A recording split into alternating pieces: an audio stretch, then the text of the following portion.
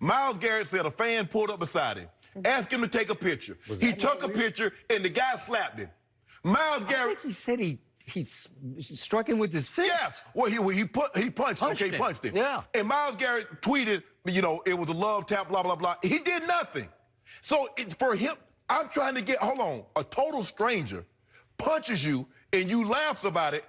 I'm trying to figure out, what did this guy do to make you react like that? Now, he's got some penalties before in the past, and they've asked him to get his composure, his control his emotions. And for the most part, he's done a better job of that. But Skip, to go from this with 8 seconds, first of all, I'm surprised that he's still in the ball game, because the game was already decided.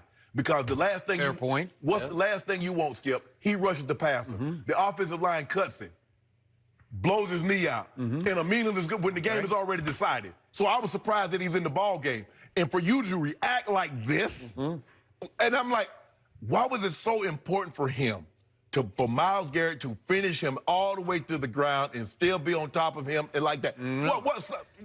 I'll go a cut deeper here. To me, Myles Garrett has spent his career trying to prove he's a tough guy, because off the field, he's not known as a tough guy. He's known as a deep thinker, a cerebral guy. And I'm going to read a quick quote from a 2017 ESPN The Magazine article. This is the interviewer talking about Myles Garrett. In the span of a few minutes, he navigates the conversation from the genius of Journey, the rock group. Weird, like not probably in his.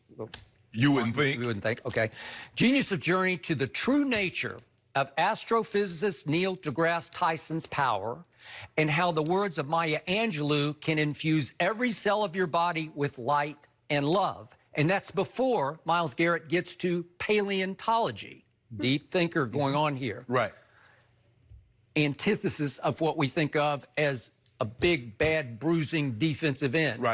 A quarterback eater, so to speak, right? And so he spent his career trying to show everyone, hey, I got a rough side to me too. I can show you, and he's gotten a bunch of penalties trying to be a tough guy. Because what was the knock on him? We had a lot of great defensive players and some scouts. He's lazy. He doesn't play hard all the time. He's not physical as he should be at that position. So what he's trying to do, and maybe he's trying to swing the pendulum, Skip, and swung it too far. Well, I'm going to show you how tough I am. Kind of like Karl Anthony Towns now, Skip. Every time somebody says something to Karl Anthony Towns, he's stepping to him. Because you think I'm soft? Well, I'm going to show you I'm not soft. And it seems like Myles Garrett took it too far. Exactly. So now back to Mason Rudolph. Also in my long career, I've never seen a quarterback who threw 4 interceptions in a game and was pretty pathetic in his performance in an instant get turned into one of the all-time sympathetic figures. Because in a matter of seconds, he gets his helmet ripped off, he gets bashed over the head with it, he turns to protest to the refs, and Ogunjobi knocks him down from behind, and then he's on his knees in the end zone, and DeCastro, his offensive lineman teammate, tries to get past him to get to Ogunjobi and accidentally knees him right in the head, unprotected head, and gives him a good, pretty kick in the head, right? Well, it's almost like slapstick comedy. It's like the Naked Gun movie. It's like the worst slapstick you've ever seen. Like this poor guy can't get a break, right? Okay, now I'm to his other teammate, Maurkice Pouncey. You mentioned. This is just me. I hope he gets no punishment. I guess you could fine him if you need to do it for the optics. Skip, he's going to get some games because of the kicking. I don't care about the kicking. I don't care about the punch that he threw. I care that he cared that much about his teammates that he said he blacked out, that he could barely remember what he was doing, that he went into protection mode. Okay? Well, what would you do? You would do the same thing. I know you. You would lose it. For a split second, you would lose it, and you would try to take it back out on that guy who just hit your quarterback in the unprotected head with his own helmet. And as Maurkice said after the game, it could have killed him. Okay, this is just me, just from my heart. I don't want to see him punished for that, because that's commendable to me. Do I want to see? I don't want to see fights. I'm just saying we've never seen this scenario ensue ever in the history of this league. So how can you punish him for doing what any offensive lineman, any human would do to protect somebody you live with, that's your teammate, right? Yep. So that's just me. I don't want to see any punishment for him. But you know he's going to get it. Okay, now that brings me back to the Browns. Can you make any case that this whole incident sprang from the fact that Freddie Kitchens has created an undisciplined culture in Cleveland? They lead the National Football League in penalties and yards penalized. Now they lead the league in ejections. That helped last night because there were a bunch of ejections. Demarius Randall for helmet-to-helmet. And remember, there were 2 big helmet-to-helmets that caused concussions of Steelers prior to this. That knocked them out of the game. Knocked them out of the game. Juju got knocked out of the game. The kid, what's the little 18? kid? Yeah, the little receiver. I can't think of his name. Devontae, whatever. But he got knocked out also. Yeah. I knew. Yeah, I see you talking about. It's not Jones, is it? No.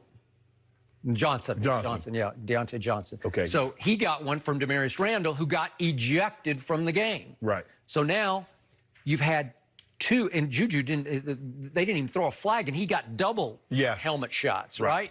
Okay, so that's happened already, and then this happens on top of it, and Freddie got defensive after the game when somebody suggested, is this a culture? Do you condone this? No. Do you teach did he this? coach it? Yeah. Yeah, right.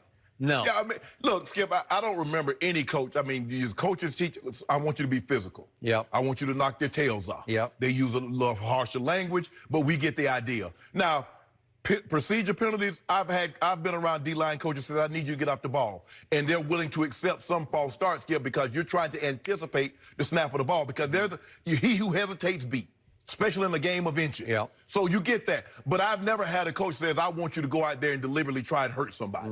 I haven't been around that. Now, I'm not saying that doesn't happen, but I haven't been in a situation where that happened. But if you better believe, if you hurt one of our guys, or we thought you were trying to hurt one of our guys, you best believe we're going to try to get one of yours. That's just the way it works. But in the end, if it had been reversed where a Steeler was trying to retaliate on a Brown, you'd say, okay, it got set up by how chippy the game was. But this was another Brown on another Steeler. And guess what happened? You notice, Skip? You notice that Baker didn't come out and take that knee down. Freddie Kitchens wasn't going to take any chances. Yeah. Because that's the last thing you want. Because you try to do that to our quarterback, so what you think I'm going to try to do to yours? Freddie says, I don't want to take any chances. Good point. Let's just go ahead. I think it was Gilbert. Take the knee. Yep. We gone. You know, you watch at the Skip when they meet at the field. Mike Thomas said, bro, it's not your fault. Hey, you good. You good. It's not you. He understands that Freddie didn't tell the kid to do Myles Garrett to do that. Yep. I don't know what the hell got into Myles Garrett. I don't know if maybe they were cutting him. Maybe he didn't get. I don't know what happened. But for a split second, Skip, it's like he had an out-of-body experience. It's like he passed the time. And like Pouncey said, he blacked out. That's the only way you can explain it. But you know what? When he comes through and they give him that 6-game suspension at the bare minimum, and he realizes, and if I was him, I'd get on the phone and I'd call Mason Rudolph. I say, hey, bro, check this out. I'm really sorry about what happened. I'm going to send you a little something in the mail. All I know is if you, quote unquote, black out like that out in the real world, you're gone for a long time. Well, you hit this, you go to jail. Yeah. Especially a big guy like that, Skip, that's a lethal weapon. Yep. I mean, it's just like you in a bar fight and you hit somebody in the head with a bottle. Exactly. Yeah, you're going to jail. Oof. And I like I said, I've never seen anything like this. Like I said, Greg Townsend, we showed the clip where he snatched the helmet off the guy. But to snatch the guy's helmet off, because he literally picked him up and wrangled it off, because that's a 220, 30-pound man that you picked him up by basically his head, wrestled the helmet off of his head, and then swung it and hit him in said head with his helmet. What? Man, Roger, man, I don't know if Commissioner was watching. Man, his phone was buzzing, because you know he can't sleep with his phone off either, Skip. I'd say he above all. there might be some issues popping out. Yep. Commissioner, hey, you need to turn your TV on. I'm sure he was watching. Oh, yeah. And it gets worse each time you watch it. I still cringe every time I see it. We'll dive deeper into that later in the show, but we'll skip's Cowboys bounce back on Sunday against the Lions. That's next. And don't forget, you can check us out every day on the Fox Sports channel on Sirius XM. We'll be right back.